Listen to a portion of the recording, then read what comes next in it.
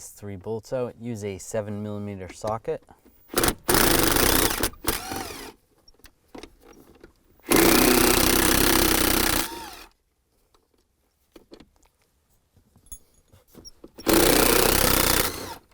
Take these 2 screws out.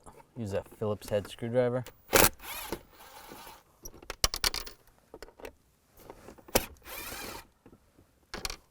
There's 2 screws right here. Take those out. Use the Phillips head screwdriver.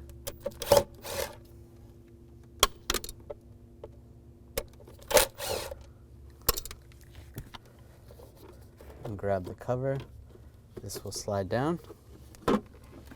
This is the only part that's left of the handle. Take the new handle. It's going to slide in from underneath, just like that. Get positioned over there. Get these all lined up. Get all the screws lined up. Put the screws in up top.